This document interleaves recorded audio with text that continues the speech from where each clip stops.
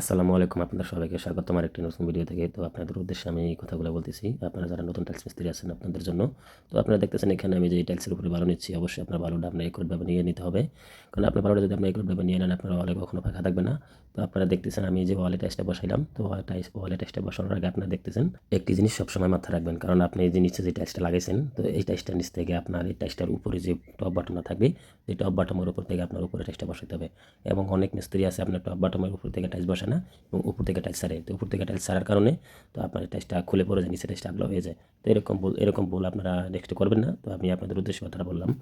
তো এখানে দেখতেছেন আরেকটি টাইলস লাগাচ্ছি। তো এই আরেকটি টাইলস এটা হচ্ছে আমি আপনাদেরকে আরেকটি সাজেস্ট দিয়ে সবসময় মোটা বলে দিয়ে কাজ করার চেষ্টা করবেন। এই যে দেখতেছেন এই যে টাইলসটি বসাইলাম, তো এই টাইলসটি বসানোর উপরে কিন্তু একটি বড় উপদেশ আছে। তো আমি টাইলসটি দেখছেন আমি আস্তে বসাইছি এবং অনেক মিস্ত্রি আছে আমি দেখছি তো সেই মিস্ত্রিরা টাইলসগুলো অনেক উপর থেকে বসায়। তো উপর থেকে বসানোর কারণে নিচের টাইলসটার উপর অনেকটা সাপোর্ট পড়ে এবং অনেকটা হয় বা আঘাত পড়ে। তো সেই জন্য অনেক সময় আছে কোনা চটে যায় এবং কোনা কোনা উঠে যায় এবং কোনা ভেঙে যায়। তো এই জিনিসটা সবসময়। অবশেষে আমি আরেকটি কথা বলবো আপনাকে, আপনারা যারা এই যে ওয়ালে রাস্টিক টাইলস লাগাবে এবং শক্ত টাইলস লাগছে, তো আজকের জন্য আল্লাহ হাফেজ।